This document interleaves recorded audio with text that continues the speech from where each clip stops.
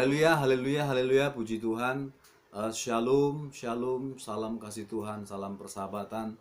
Dari saya, Maren Susitorus, kembali saya hadir di hadapan kita semuanya lewat video ini, lewat channel ini. Saya harap boleh memberkati banyak orang. Ya, kembali saya ingatkan kepada Bapak Ibu semuanya, saudara-saudara saya, sahabat-sahabat saya di seluruh penjuru, dimanapun Anda berada. Semoga lewat sharing firman Tuhan ini, kita boleh kembali diingatkan, disegarkan, iman kita kembali dikuatkan. Haleluya, mari kita berdoa. Bapa yang baik di surga, diberkatilah namamu, terpujilah namamu. Tuhan Yesus, pada saat ini kami datang memuji, kami datang untuk Tuhan boleh mendengarkan sharing firman Tuhan. Kiranya firman-Mu hidup bertumbuh, jatuh di tanah yang subur. Diberkatilah kami oleh karena kemurahan-Mu, oleh karena kasih setia-Mu. Di dalam nama Tuhan Yesus kami berdoa. Amin. Nah, puji Tuhan Bapak Ibu, hari ini sahabat-sahabat saya di seluruh penjuru, ya, pecinta-pecinta firman, para pelaku firman, orang-orang percaya, orang-orang yang hebat, ya, dimanapun saudara berada, kita kembali mendengarkan satu tema firman Tuhan dari saya, itu memahami prinsip janji Allah. Ya, sebelumnya, sebelum kita lanjut, jangan lupa videonya di like, subscribe, kemudian tekan lonceng dan share ke teman-teman saudara apabila menjadi berkat, ya. Ya, tema hari ini saya sampaikan itu mengenai memahami prinsip janji Allah, ya. Kita tahu bahwasanya Alkitab, ya. Kita tahu bahwasanya Alkitab ini adalah firman Allah, ya. Sebagai orang percaya, tentunya kita tidak meragukan hal itu, ya. Jadi Alkitab ini, ya, adalah aplikasi sorga, ya. Aplikasi sorga yang ada di tangan kita, aplikasi sorga yang diberikan Tuhan kepada kita, ya. Tetapi aplikasi ini hanya bermanfaat, bisa kita pakai, ya, apabila kita membaca, ya. Kita banyak membaca, dan membaca, lalu memahami, lalu berusaha untuk memahami dan mengerti, lalu belajar kita melakukannya. Nah, yang pertama, ya, prinsip janji Allah itu adalah, menurut saya, ya, bahwa janji Allah itu diberikan kepada semua orang, ya. Dalam Ulangan 28 ayat 1 dan 2 saya bacakan di sini, dikatakan bahwasanya jika engkau baik-baik mendengarkan suara Tuhan Allahmu dan melakukan dengan setia segala perintahnya yang kusampaikan kepadamu pada hari ini, maka Tuhan Allahmu akan mengangkat engkau di atas segala bangsa di bumi. Segala berkat ini akan datang kepadamu dan menjadi bagianmu jika engkau mendengarkan suara Tuhan Allahmu, ya. Dan yang pertama dari ayat ini kita belajar bahwasanya janji Allah diberikan kepada semua orang tanpa terkecuali. Kita yang percaya Tuhan, kita yang mendengar firman, semua berhak. Siapapun yang mendengar firman Tuhan ini berhak untuk boleh menerima janji Allah yang dituliskan dalam Ulangan 28 ini, ya. Jadi tak terkecuali, ya. Sebelum jauh, ya, kita bisa pikirkan, misalnya di awal tadi saya sudah menyampaikan, membawa satu pujian penyembahan, janjimu seperti fajar pagi hari. Kita tahu bahwasanya fajar itu, ya, fajar itu setiap pagi dia akan hadir, ya. Entah kita terbangun atau tidak terbangun di pagi hari, ya, ketika kita tidur di malam, pagi, fajar, ya. Apakah kita terbangun atau tidak terbangun, fajar akan tetap terbit, fajar akan tetap ada, ya. Jadi janji Tuhan itu tidak dipengaruhi oleh keadaan kita. Dari pihak Tuhan, janji itu akan selalu ada, ya. Dia seperti boleh saya ilustrasikan seperti gravitasi, ya, hukum gravitasi bumi. Bahwasanya setiap benda yang dilempar ke atas akan jatuh ke bawah, ya. Contohnya saya lempar ini saya lempar ke atas, nah, ya, maka ini akan jatuh ke bawah. Kenapa bisa? Ini adalah hukum gravitasi. Nah, begitulah janji Tuhan itu. Dia tidak bisa berubah. Janji Tuhan itu tidak bisa berubah. Apa yang disampaikan Tuhan kepada umatnya itu tidak berubah, ya.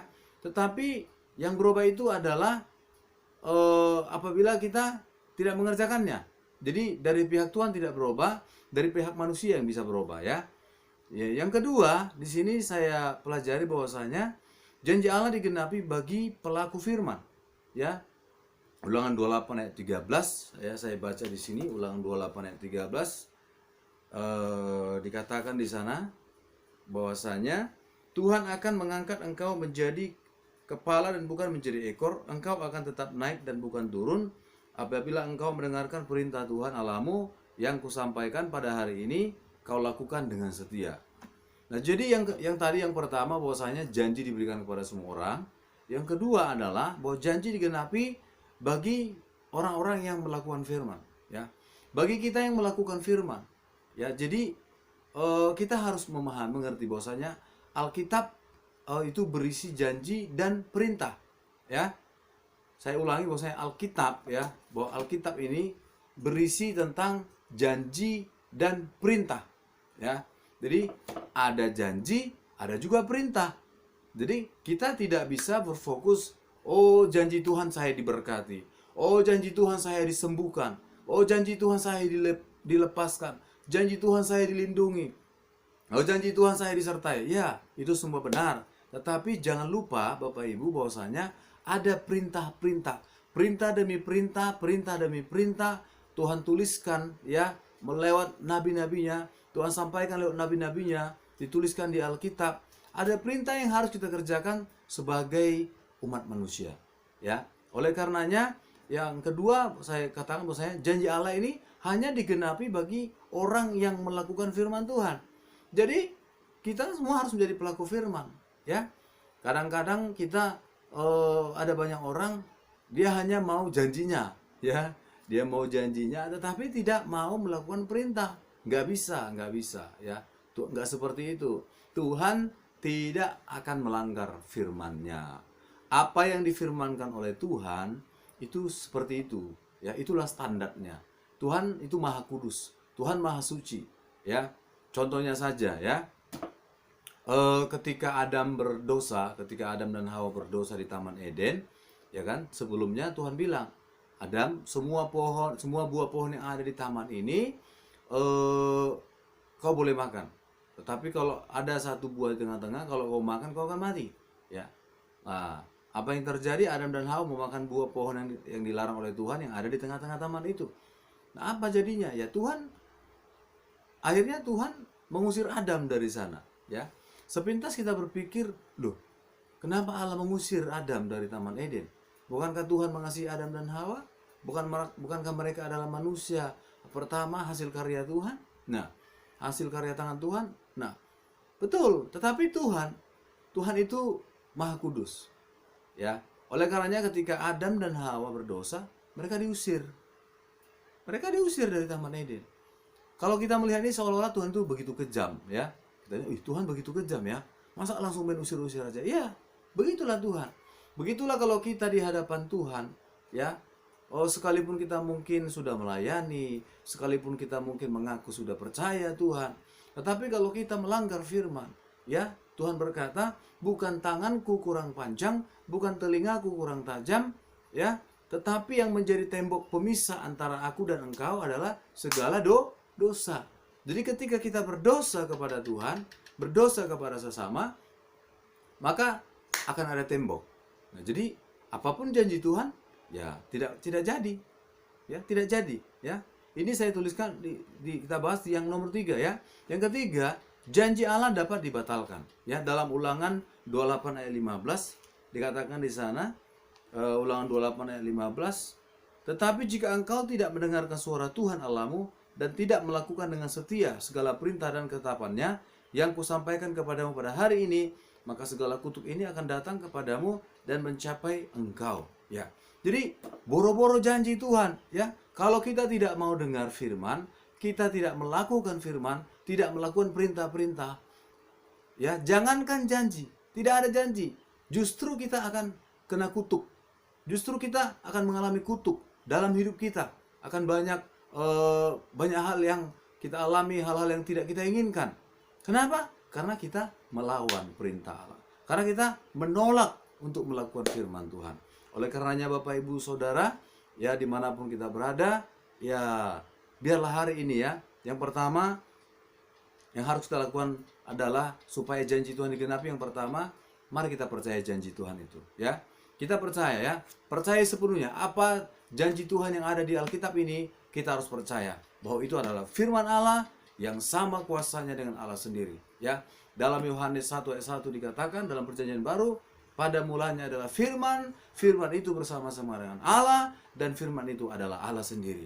Jadi ketika kita membaca firman, firman berbicara kepada kita, firman menegur kita, firman menasehati kita, firman mengajari kita berubah dari sifat-sifat buruk kita, firman mengajari kita untuk mengasihi, firman mengajari kita untuk taat beribadah, firman mengajari kita untuk suka memberi dan lain sebagainya. Ketika firman itu kita baca, kita renungkan, kita lakukan, maka ya kita harus percaya bahwasanya janji Tuhan itu akan datang, ya. Kemudian perlu Bapak Ibu kita harus sadar bahwasanya janji Tuhan itu ada proses, ya. Janji Tuhan itu ada proses, ya.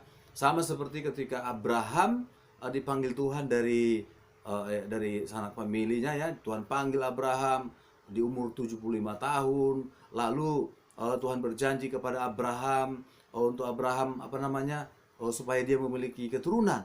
Tetapi kita tahu bahwasanya itu tidak terjadi seketika itu. 25 tahun, ya. 25 tahun Abraham dan Sarah menanti janji Tuhan tersebut. Jadi janji Tuhan itu ada prosesnya. Ya, untuk itu bagi Bapak, Ibu, Saudara yang mungkin sudah lama berdoa tentang satu hal, yang lama sudah berdoa berharap kepada Tuhan tentang satu hal dalam hidup kita, ya percaya saja, percayai saja firman Tuhan, ya. Karena firman Tuhan itu, janji Tuhan itu ada proses, ya. Tuhan tahu kapan yang terbaik untuk memberikannya kepada kita sesuai dengan kebutuhan kita, ya. Tuhan tahu, ya. Yang kedua, sambil kita menanti janji Tuhan, lakukanlah dengan setia dengan segenap firman dan perintah Allah. Mari kita lakukan dengan setia perintah-perintah Tuhan, ya, peraturan-peraturan Tuhan, hukum-hukum Tuhan, bagaimana anak menghormati orang tua, bagaimana suami mengasihi istri, bagaimana istri tunduk pada suami, bagaimana kita tunduk kepada pemimpin, bagaimana kita menghormati orang yang lebih tua dari kita, bagaimana kita supaya mendoakan pemerintah kita. Nah, itu hukum-hukum, itu perintah-perintah yang diberikan Tuhan kepada kita untuk kita lakukan. Nah, kita percaya, ya, kalau kita melakukan firman Tuhan tersebut, maka tak dapat tiada bahwasanya Tuhan pasti menjawab, mendengar doa-doa kita. Percaya saja, ya, Tuhan tahu yang terbaik. Jadi ada 3 hal. Yang pertama, janji Allah diberikan kepada semua orang. Yang kedua, janji Allah digenapi bagi pelaku firman. Yang ketiga, janji Allah itu bisa gagal. Ya, bisa gagal apabila kita tidak melakukan firman, apabila kita berontak kepada firman. Yang harus kita lakukan adalah percaya janji Tuhan itu. Kenapa kita harus percaya janji Tuhan? Karena janji Tuhan itu ada prosesnya, ya, ada prosesnya. Selanjutnya, lakukan firman Tuhan dengan setia, lakukan perintah Tuhan dengan setia. Apapun yang kita alami hari ini, pergumulan-pergumulan kita alami, biarlah kita boleh kita selidiki hati kita, lalu kita percaya, tetap berdoa, tetap setia, tetap semangat, tetap beriman kepada Tuhan. Haleluya. Ada sebuah lagu pujian. Selidiki dan kenal hatiku, ujilah dan kenal pikiranku, lihatlah apa salah jalanku, tuntun aku di jalan yang benar.